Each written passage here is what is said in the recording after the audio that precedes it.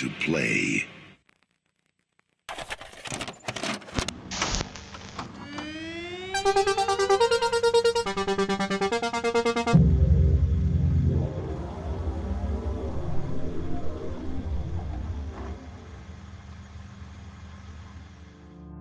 A red letter date in West Edmonton Mall history, March 24th, 2000.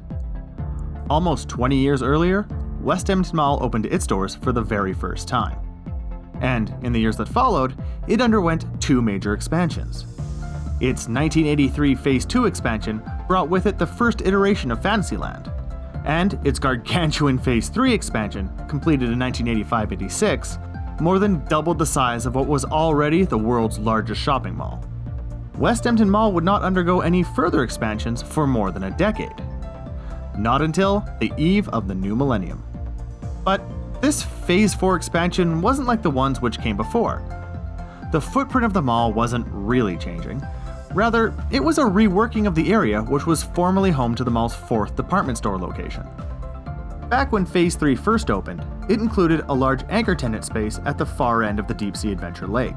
This space was originally occupied by Woodward's, directly in front of which, where lakeside restaurants exist today, were rocky flower beds and a koi pond.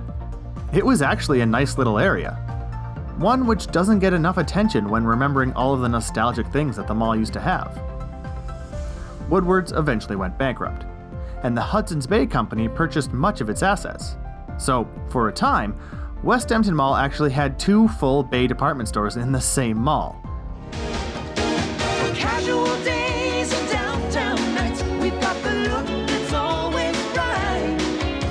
Your fashion store, every day, that's why you believe in the Bay.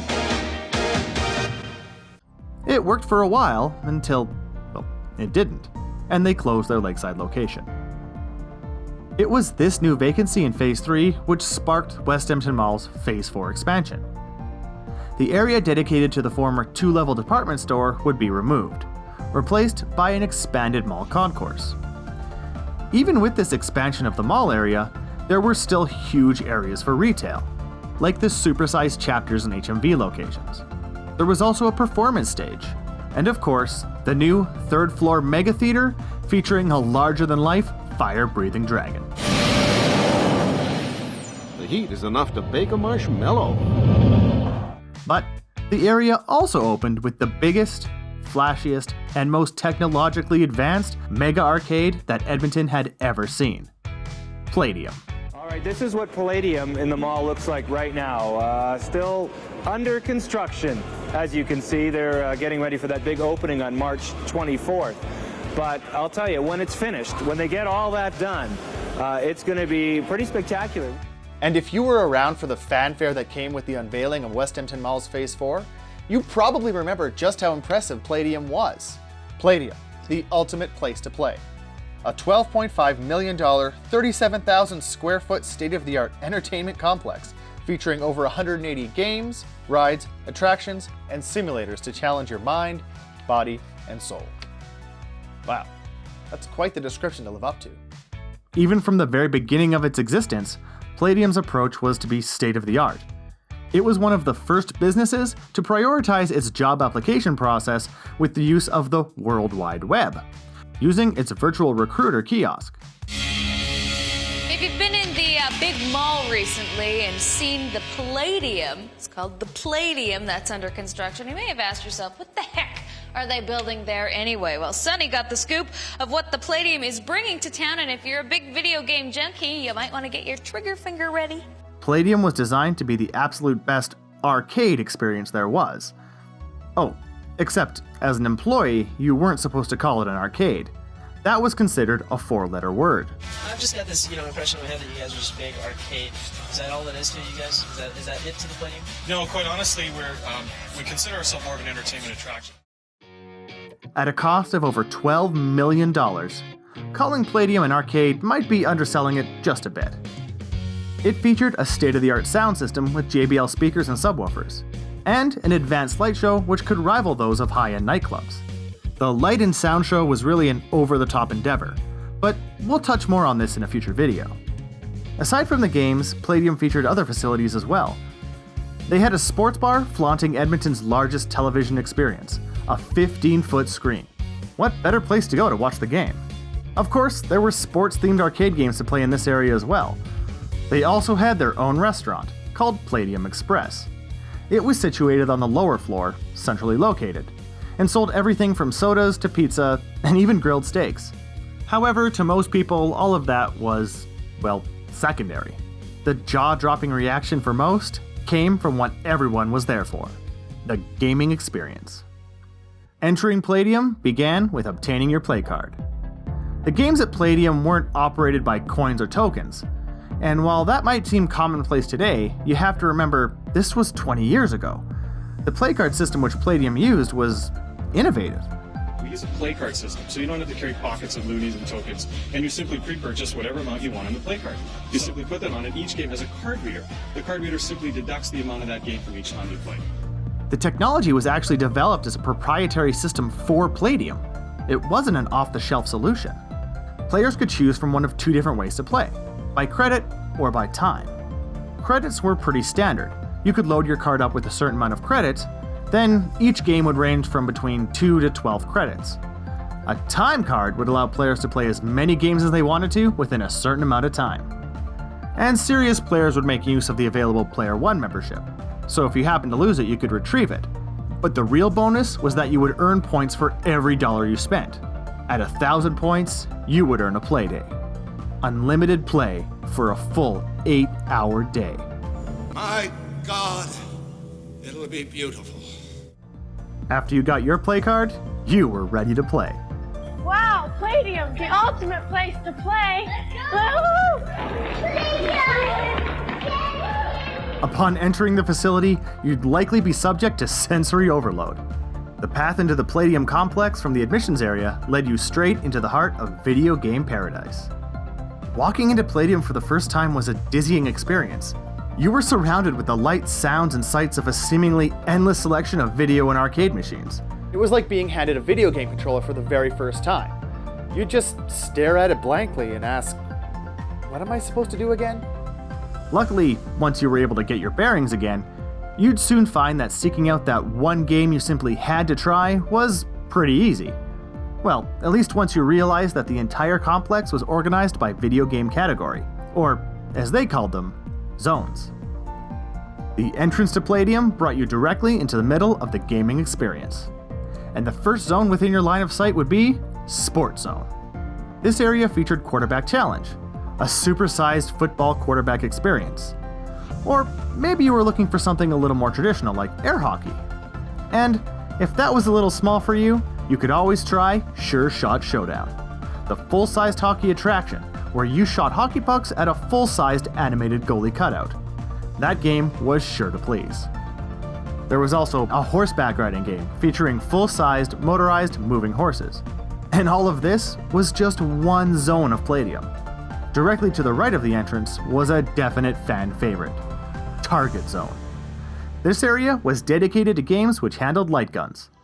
Who could forget such timeless shoot-'em-up classics like Time Crisis, House of the Dead, Dynamite Cop, Jurassic Park, Point Blank, Silent Scope, LA Machine Guns, and Carnival?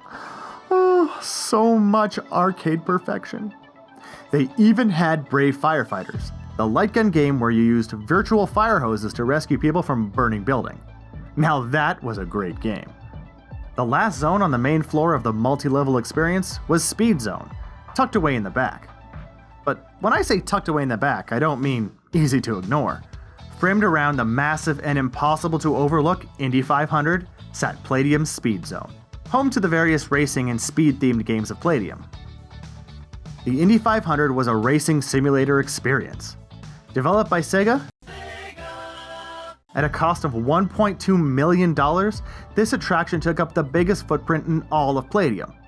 Players sat in near full-size replicas of Indy race cars and stared up at super-sized screens. As the race began, the cars, which were hydraulically suspended, would move and bump in relation to what the player was doing on the screen. They would even vibrate to simulate the revs of the engine, and players could use that feeling to assist them in the shifting of gears. Up to 8 players could race against one another on the same virtual track. and the Playmaster would announce the events of the race and provide color commentary. And Indy 500 wasn't the only notable racing attraction in Speed Zone. There was another unique feature, also developed by Sega. Power Sled. Players sat in realistic 8-foot-long bobsleds, with large 100-inch screens right up front. Each sled could accommodate 2 people. As the players traversed the bobsled course, bobsleds would pivot, tilting the sleds left and right, at over 100 degrees each way. Palladium's sports, target, and speed zones may have occupied the main floor, but there were more areas to explore.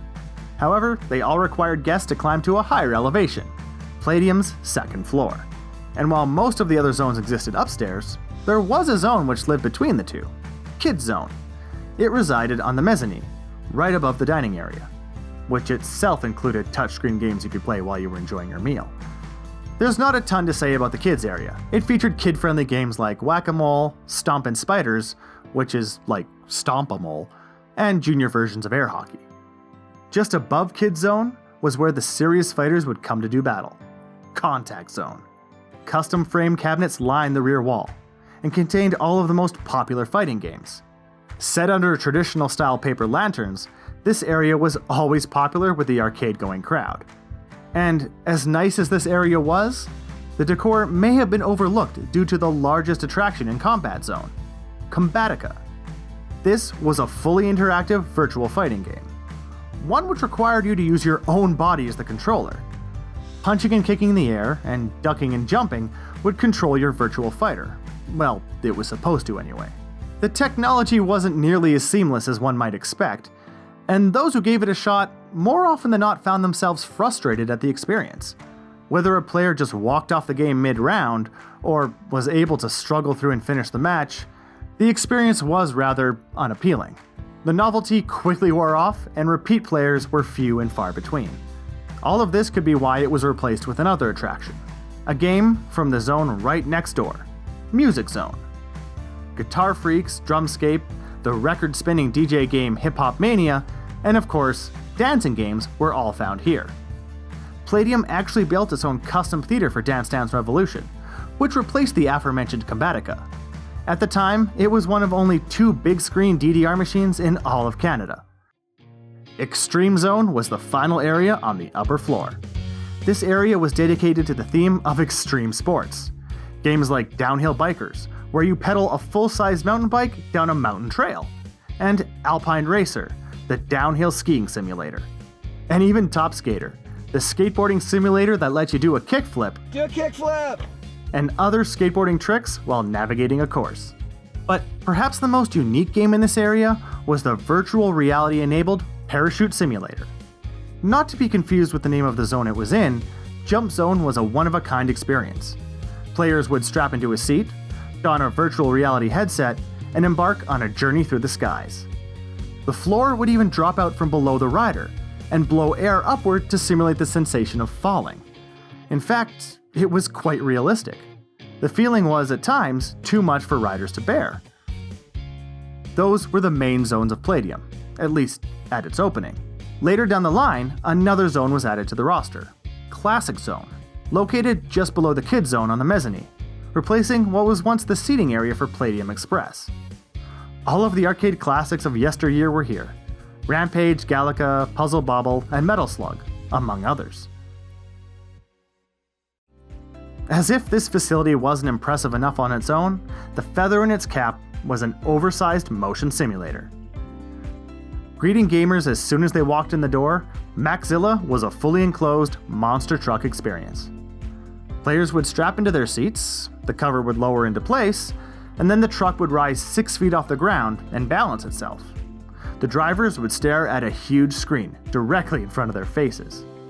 While a smaller screen outside would show spectators what was going on, riders would be taken on an intense ride. The full motion experience would rotate and flip 360 degrees as the truck traveled along its route. Maxzilla was an instant fan favorite. Palladium was a one-of-a-kind experience, especially unique at the time that it was open. It was popular among kids of all ages, and it recouped its $12 million investment in a mere 4 years. And that's with all other expenses included. But sadly, after only 4 years of operation, the lease was up. Rent for the massive area of the mall went up, and it was just no longer feasible to operate in the space. Palladium was slated for closure. It ceased operation on May 9th, 2004. Many of its games and arcade cabinets went up for auction, and the area was gutted. The games area in the famous Players Theater above already bore the name Palladium Tech Town, but it wasn't anything close to the real thing. And today, the area where Edmonton's first premier mega arcade once sat is home to radio stations, Aurora, and West Edmonton Coin and Stamp. So, the next time you're taking a look at the latest addition to West Edmonton Mall's Phase 4, which is admittedly very cool, stop and think back. Remember a time when that area of the mall bled novelty. Not just fire-breathing dragons and supersized book and record stores, but a gaming experience like no other. Remember the lights and the sounds, the horses and the race cars. Remember the different gaming zones. Target was my favorite. And watching the game on Edmonton's largest screen. Remember the play cards, remember the pizza, remember the bobsleds, the parachutes, and Maxzilla. Remember the experience of Edmonton's paramount gaming and entertainment facility. Remember the ultimate place to play. Remember Palladium.